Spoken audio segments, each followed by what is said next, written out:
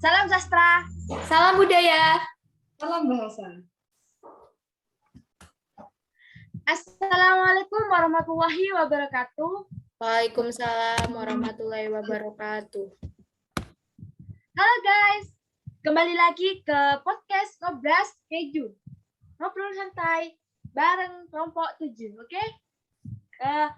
Di sini kita akan membahas tentang terutama dalam aliran impresionisme gitu.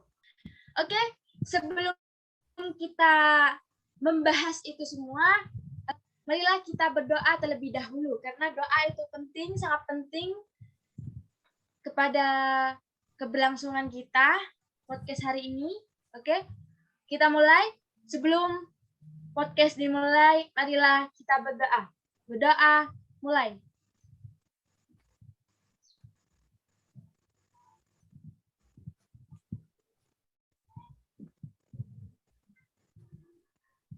Selesai.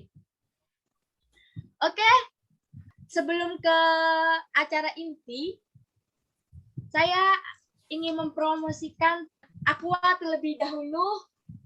Ini adalah tanpa endorse. Ini sangat baik untuk kesehatan, terutama air putih ya. Mari kita langsung coba gimana rasanya, ada manis-manisnya atau gimana gitu, atau seperti air biasa gitu. Mari kita coba sekarang.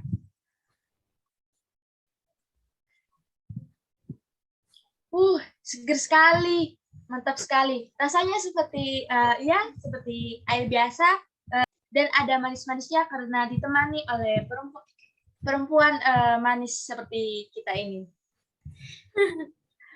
Oke. Kita langsung ke acara yang ditunggu-tunggu oleh kalian. Pasti kalian penasaran tentang aliran impresionisme itu. Pasti kalian penasaran kan? Iya, pasti dong. Iya, Kakak. Pasti penasaran. Oke. Oke. Kita langsung aja ya. Biar gak lama-lama, kita langsung aja. Jadi, di sini saya perkenalkan dulu terlebih dahulu. Perkenalkan, nama saya Malika Sinta Maulana 020. Dan teman-teman saya yang bernama Nabila Cindy 021 dan Regita Junior 019.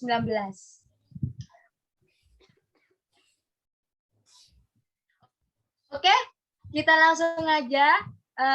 Di sini saya akan mempertanyakan tentang apa sih aliran impresionisme itu?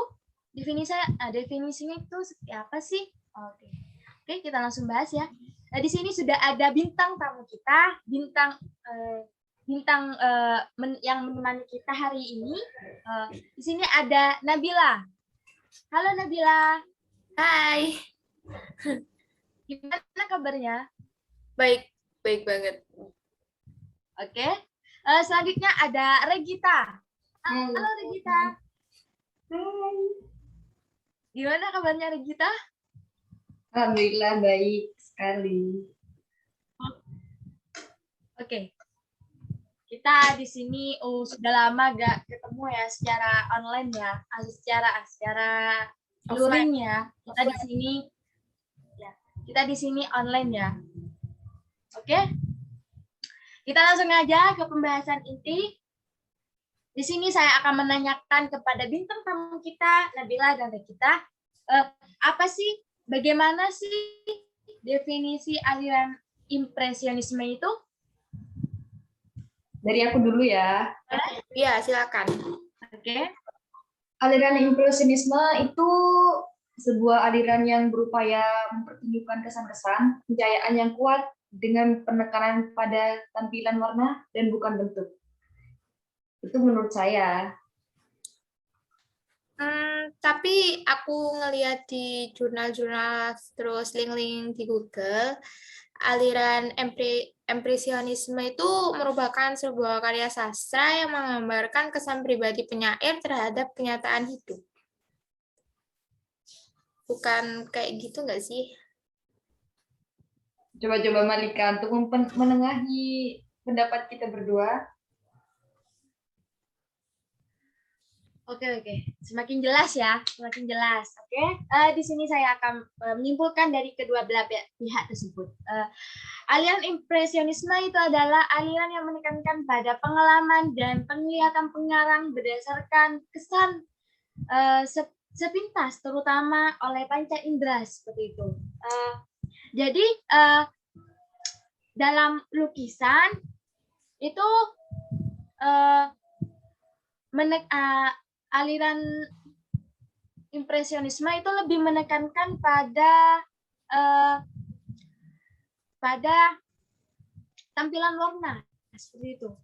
Terus kalau pada karya sastra seperti puisi, seperti cerpen itu lebih menekankan pada pengalaman dan penglihatan pengarang seperti itu. Penglihatan penyair seperti itu, gimana sih kesannya gitu, sesuai faktanya, sesuai kenyataannya, sesuai kenyataan keadaan penyair seperti itu. Apa sih persamaannya ya? Persamaannya tadi sudah membahas tentang bedanya ya. Sekarang persamaannya. Kalau persamaannya itu sama-sama menceritakan tentang penglihatan pengarang, baik penglihatan pelukis, baik penglihatan penyair seperti itu. Seperti itu yang saya ketahui. Seperti itu kesimpulannya. Oke, kalian pasti sudah jelas kan ya tentang aliran impresionisme itu, pasti kalian sudah paham kan? Gimana sih definisinya? Menurut KBBI ada lagi. Oh, menurut KBBI. Oke. Silakan, gimana menurut KBBI? Oke teman-teman, jadi kalau menurut KBBI di sini, aliran impresionisme adalah aliran dalam seni lukis, seni sastra, dan seni musik yang lebih mengutamakan pemberian kesan pengaruh pada perasaan daripada kenyataan atau keadaan sebenarnya. Seperti itu. Oh, jadi gitu ya. Ya. Oh, jadi gitu. Terus apakah ada pengertian menurut toko-toko? Ada, pasti Gimana? ada. Menurut tokoh-tokoh itu pasti ada. Seperti dalam Kamus Current Literary Terms Conquest Dictionary, A.F. Scott menyatakan bahwa impresionisme merupakan cara menulis karangan dengan cara menyajikan kesan-kesan atau impresionis dari pengarangnya. Seperti itu. Oh, seperti itu. Tadi saya juga membaca jurnal ya. Membaca artikel katanya menurut Samsur Arifin itu aliran impresionisme itu adalah aliran dalam kesusastraan yang memusatkan pengertiannya pada apa yang terjadi di dalam batin tokoh utama. Impresionisme lebih mengutamakan pemberian kesan atau pengaruh kepada perasaan atau keadaan yang sebenarnya terjadi sesuai dengan fakta. Oke, apakah kalian sudah jelas? Apakah kalian sudah mengerti tentang aliran impresionisme itu? Sudah jelas sangat. Sudah jelas dong. Oke, kita langsung aja ya. Kita langsung aja ke pembahasan selanjutnya, yaitu tentang sejarah. Gimana sih sejarah aliran impresionisme? Pasti kalian bertanya-tanya di benak kalian, pasti kalian bertanya-tanya. Apa sih sejarahnya itu seperti apa sih aliran impresionisme itu? Baik, di sini sudah ada Nabila. Nabila akan membahas tentang sejarah aliran impresionisme. Dipersilakan kepada Nabila. Makasih Alika. Oke, aku akan menjelaskan sejarah aliran impresionisme. Nah, aliran impresionisme itu merupakan suatu aliran yang lahir di Prancis pada tahun 1874. Istilah impresion berasal dari dunia seni lukis Prancis kritikus Louis Leroy menciptakan istilah ini saat menyindir Impression, sebuah karya seni ciptaan Claude Monet. Terus ada lagi. Lalu aliran Impresionisme ini merupakan sebuah karya sastra yang menggambarkan kesan pribadi penyair terhadap kenyataan hidup. Apa yang dikemukakan dalam karya tersebut itu kesan penyairnya itu setelah menghayati kenyataan hidup itu. Lalu adapun objek kenyataan hidup itu dapat berupa manusia, peristiwa, benda, dan sebagainya. Seperti itu, kurang lebih. Oh, seperti itu, Bu. Ternyata sejarahnya juga cukup cukup terpengaruh ya, sangat terpengaruh ya sejarahnya ya. Terus tadi ada netizen yang nanya seperti ini, bagaimana toko-toko yang menganut aliran impresionisme itu apa saja sih? Toko-tokonya itu siapa saja sih yang menganut aliran impresionisme? Apakah ada yang tahu? Enggak nih. Enggak. Kamu tahu? Oke. Tadi kebetulan ya, tadi saya menemukan buku tentang aliran impresionisme itu. Ternyata toko-toko yang menganut aliran impresionisme itu ada empat toko.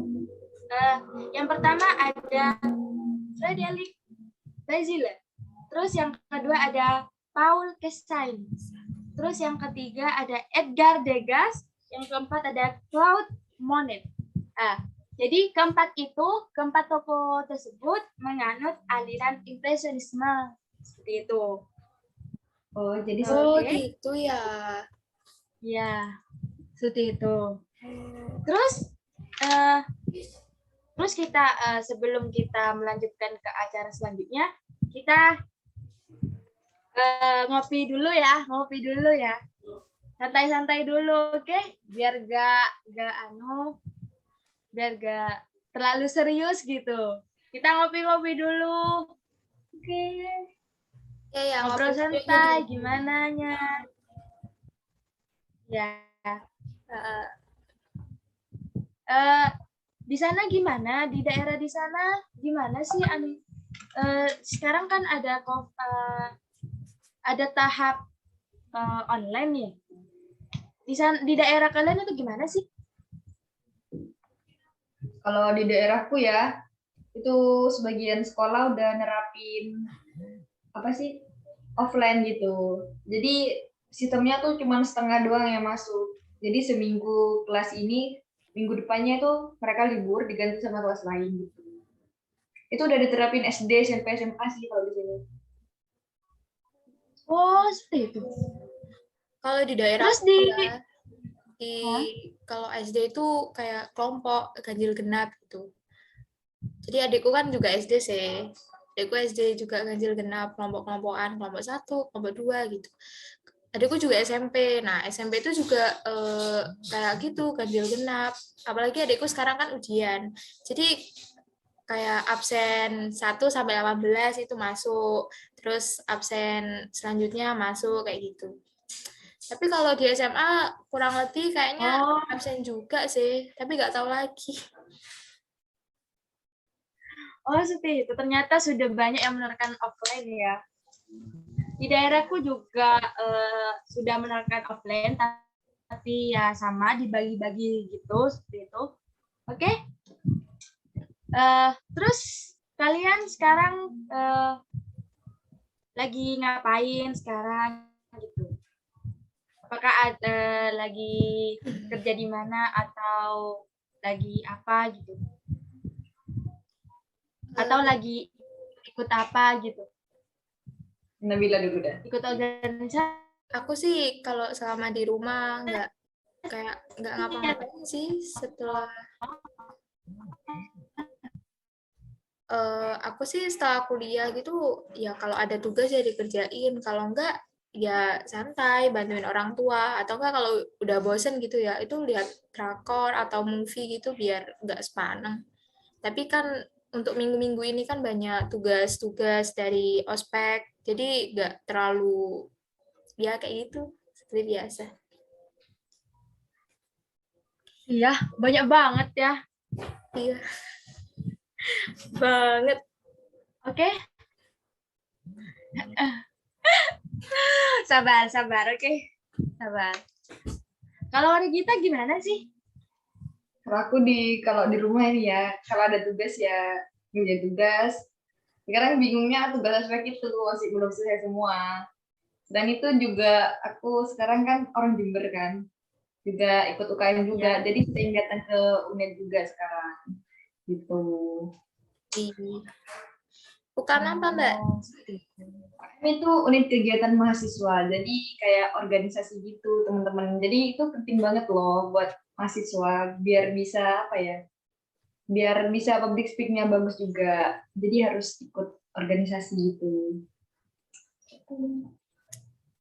Oke, Kalau oke. Malika gimana, Informasi Malika? bagus nih, suruh ikut organisasi, informasi bagus ini. Jadi teman-teman harus ikut organisasi ya.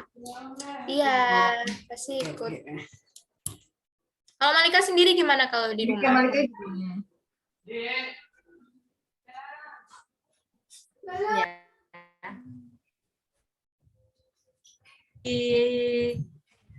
Kalau ada tugas saya makan kan, jadi saya beli-beli cemilan gitu, gitu. Makan terus deh saya gitu. Ya kalau ada acara pengajian gitu, saya ikut gitu. Wah, Gitu. bermanfaat sekali ya ikut pengajian. Di sini nggak ada pengajian. Sama, ada sih, cuman aku aja nggak ikut. Di sini Oh. karena rata-rata orangnya Muhammadiyah, jadi nggak ada pengajian kayak gitu. Oke. Tapi kalau di Oh, rumah mungkin yang sebelahnya ada sih. ya semoga ada selanjutnya gitu ya. Ada pengajian gitu. Ya. Oke. Kita sudah ditunggu oleh teman-teman kita, oleh para penonton. Kita langsung ke acara selanjutnya ya. Oke. Ya. Oke. Oke. Silakan. Oke. Acara selanjutnya kita akan membahas tentang contoh puisi aliran impresionisme. Apa sih contohnya, gimana sih gitu, puisinya seperti apa sih, menurut karya siapa sih, pasti kalian bertanya-tanya kan.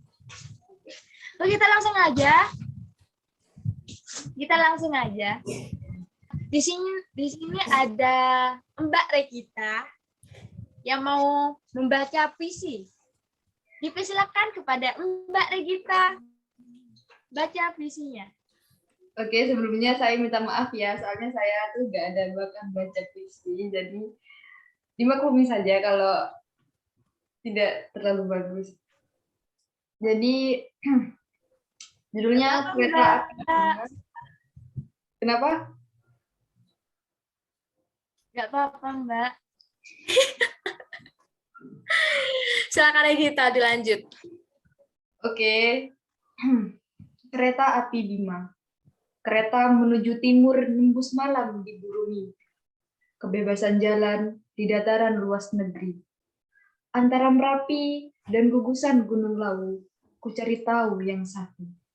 Kebun dan Merapi menjulang di keluasan sawang malam jani-jani. Padat, segala hal yang serba mungkin. Dalam jadwal waktu serba tunggal dan kekal. Terima kasih. Wah, bagus banget. Wah, bagus sekali. Amin. Itu judulnya apa ya, Mbak? Boleh tahu? Itu judul puisinya Kereta Api Bima. Karyanya siapa ya tadi ya? Itu karyanya Sitor Situmorang. Wah, nggak pernah dengar. Baru dengar ini. Sama sih. Jadi di dalam puisi itu juga ada apa ya, aliran impresionisme juga. Boleh kasih tahu nggak sih alirannya? Aku dulu ya. Boleh. Silakan. Boleh, silakan. Saya pengen tahu juga. Oke, pada kalimat kereta menuju timur, nembus malam, diburu mimpi, kebebasan jalan di dataran luas negeri.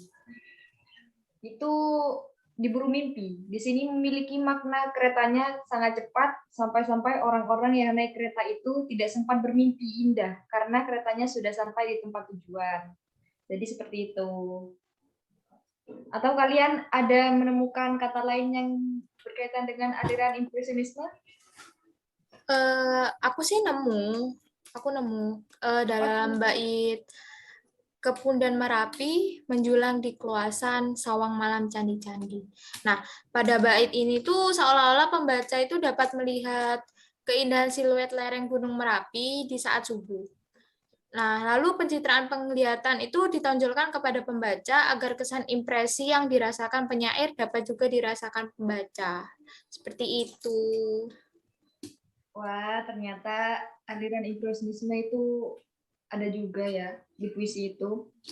Indah ya. Banyak sekali ya. Ternyata ya. Di sini saya juga menemukan puisi ya. Puisi juga sama. Di sini saya dari kutipan Alturas nomor 8 tahun 1999. Di situ puisinya kayak gini. Maaf ya kalau nggak bagus baca puisinya gitu. Tidak apa-apa. Nggak apa-apa, sama sih.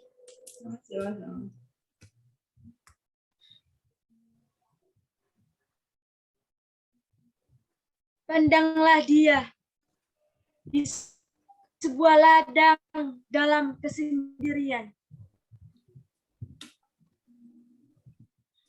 Dia seorang gadis desa dalam kesunyian.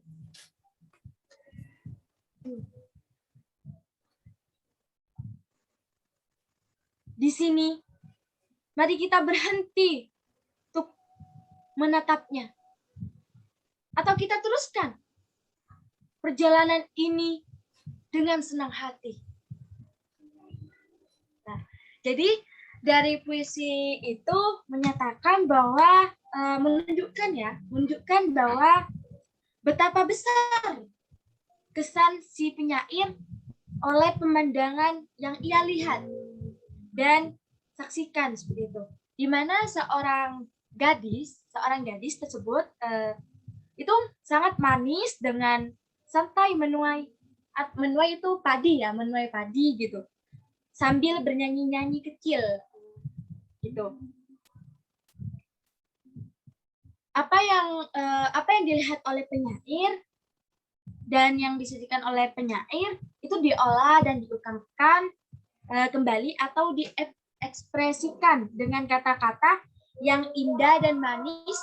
Nah, maka dari itu disebut aliran impresionisme dalam puisi tersebut. Gitu. Seperti itu. Jadi itu.